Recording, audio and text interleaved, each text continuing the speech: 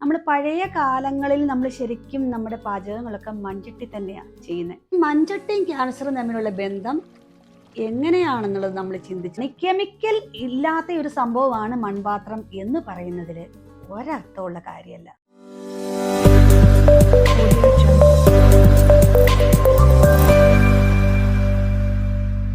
Hi friends, welcome back to my YouTube channel Iritty family.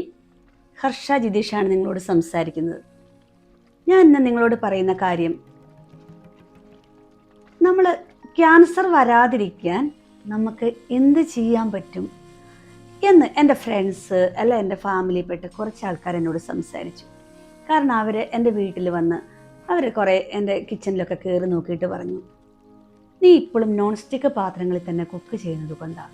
പിന്നെ അത് തന്നെയല്ല, നമ്മൾ അലുമിനിയം പാത്രങ്ങൾ, സ്റ്റീൽ പാത്രങ്ങൾ, അങ്ങനെയുള്ള പാത്രങ്ങളൊക്കെ ഉപയോഗിക്കുന്നതുകൊണ്ടാണ്. ശരിക്കും നമ്മൾ മൺചട്ടി ഉപയോഗിച്ചിട്ടുണ്ടെങ്കിൽ നമ്മൾ പഴയ കാലങ്ങളിൽ നമ്മൾ ശരിക്കും നമ്മുടെ പാചകങ്ങളൊക്കെ മൺചട്ടി തന്നെയാണ് ചെയ്യുന്നത്. അപ്പം മൺചട്ടി ഉപയോഗിച്ചിട്ടുണ്ടെങ്കിൽ നമുക്ക് ക്യാൻസർ വരാനുള്ള സാധ്യതയില്ല. കാരണം നമ്മൾ ഒരു ലോജിക്കായിട്ടാണ് നമ്മൾ ചിന്തിക്കുന്നത്. സത്യസന്ധമായ ഒരു കാര്യമാണ്. നമ്മൾ പഴയ കാലങ്ങളിലുള്ള മനുഷ്യന്മാർക്ക് ശരിക്കും നമുക്ക് ക്യാൻസർ ഒന്നുമില്ല.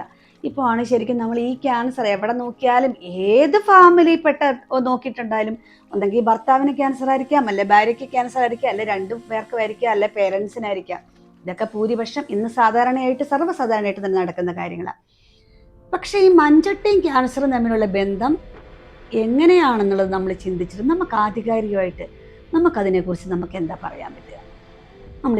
നമ്മളിപ്പം അലുമിനിയം പാത്രങ്ങൾ ഉപയോഗിക്കുന്നതിനെ കുറിച്ച് നമ്മൾ പറയുവാണെങ്കിൽ, അലുമിനിയം പാത്രങ്ങളിൽ നമ്മൾ ചില ടൈമിൽ, അതായത് നമ്മളിപ്പോൾ ഒരു വേനൽക്കാലം ഒക്കെ ആണെങ്കിൽ നമ്മളിപ്പോൾ ചോറൊക്കെ ഉണ്ടാക്കി വെച്ച്, അല്ലെങ്കിൽ വൈകിട്ട് അലുമിനിയം പാത്രത്തിൽ ചോറൊക്കെ ഉണ്ടാക്കി വെച്ചിട്ട് നേരം വെളുക്കുമ്പം ബാക്കി പാത്രങ്ങളിലേക്കാളും കൂടുതൽ ആ ചോറൊക്കെ മോശമായി പോകാനും അങ്ങനെയൊക്കെയുള്ള സാധ്യതകളുണ്ട്.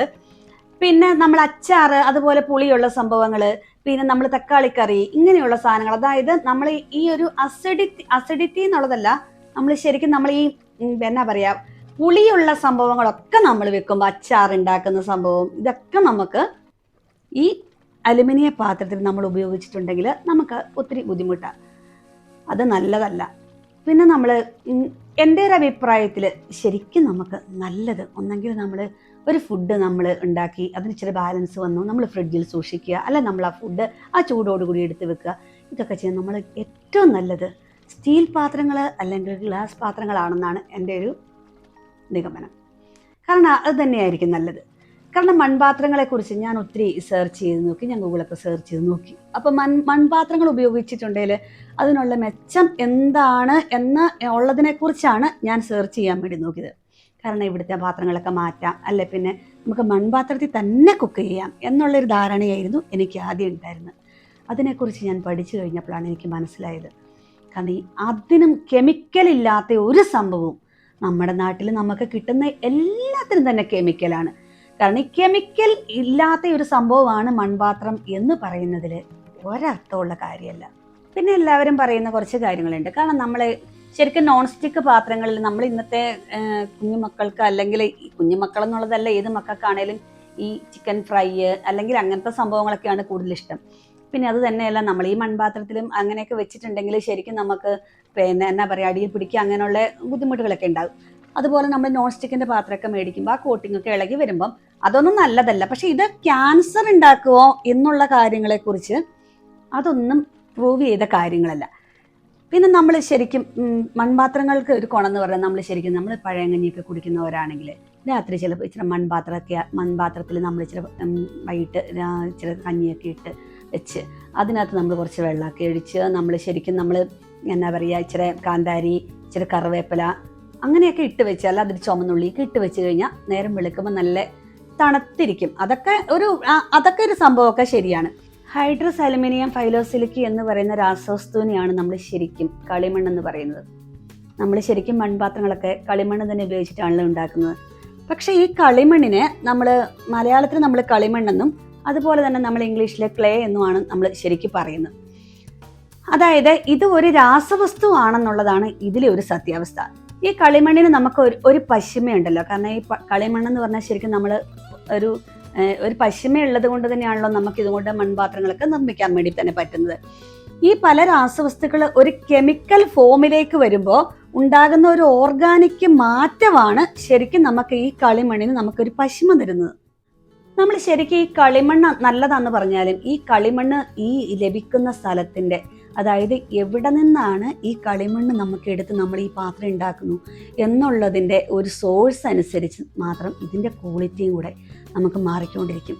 ചിലപ്പോൾ നമ്മൾ ഈ ഭാരതപ്പുഴ പോലെ അല്ല അങ്ങനെയുള്ള ഓരോ അങ്ങനെ നമ്മൾ ശരിക്കും നമ്മൾ എന്താ പറയുക, ഒരു പുഴയുടെ സൈഡ് എന്നൊക്കെ പറയുമ്പോൾ നമുക്ക് ശരിക്കും മലിനമായിരിക്കും. അവിടുത്തെ കുറേ നമുക്കറിയാമല്ലോ, നമ്മുടെ പുഴകൾ, കടൽ, ഇങ്ങനെയുള്ള സ്ഥലങ്ങളൊക്കെ നമുക്ക് ശരിക്കും ഒരു മലിനമായ ഒരു സംഭവം തന്നെയായിരിക്കുമല്ലോ ഒരു സൈഡൊക്കെ. പക്ഷെ അവിടെ നിന്നൊക്കെ എടുക്കുന്ന മണ്ണ് കൊണ്ട്, കടലിൻ്റെ അടുത്ത് നിന്നല്ല ഞാൻ പറയുന്നത്, അത് പുഴയുടെയൊക്കെ എടുക്കുന്ന മണ്ണ് കൊണ്ട് ശരിക്കും അങ്ങനെയൊക്കെയാണ് ശരിക്കും നമുക്ക് ഈ പാത്രങ്ങളൊക്കെ ഉണ്ടാക്കിക്കൊണ്ടിരിക്കുന്നത്. അപ്പോൾ ഇതനുസരിച്ച് ഈ കളിമണ്ണിൻ്റെ ക്വാളിറ്റി മാറും. അപ്പോൾ ഈ ക്വാളിറ്റി അനുസരിച്ചിട്ടാണ് നമുക്ക് കൈ വരുന്ന പാത്രങ്ങൾ, നമ്മൾ ഉപയോഗിക്കുന്ന പാത്രത്തിലെ കണ്ടൻറ്റുകൾ. അതായത് ഈ കളിമണ്ണ് നമ്മൾ ശരിക്കും പറയുവാണ് എർത്ത് വെയർ, അല്ലെ സ്റ്റോൺ വെയർ, അല്ലെ പോർസലിൻ എന്നീ 3 തരത്തിൽപ്പെട്ട കളിമണ്ണുകളാണ് നമ്മൾ ശരിക്കും ഉപയോഗിക്കുന്നത്. പിന്നെ ഇനി കളിമൺ പാത്രങ്ങൾ കുക്ക് ചെയ്താലും നമുക്ക് അതിൻ്റെ ഉള്ളിലെ കണ്ടൻറ്റുകൾ നമ്മുടെ ഭക്ഷണ പദാർത്ഥങ്ങളിലേക്കും കുറേശ്ശെ മാറി മാറി വന്നിരിക്കും.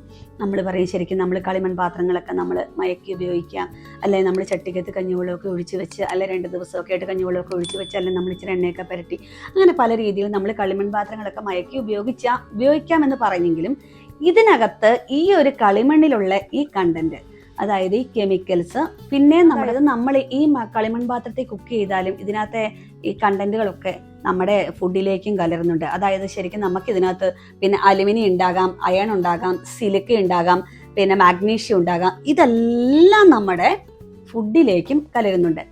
അതിനാൽ ഇതും കെമിക്കൽ കൂടാരം അല്ലെ കെമിക്കൽ കൂമ്പാരം തന്നെയാണ് എന്ന് നമുക്ക് പറയേണ്ടി വരും. പിന്നെ ഞാൻ പറഞ്ഞല്ലോ സ്റ്റീൽ പാത്രങ്ങൾ, ഗ്ലാസ് പാത്രങ്ങൾ, ഇതൊക്കെ തന്നെയാണ് ഏറ്റവും കുക്കിങ്ങിന് നല്ലത്.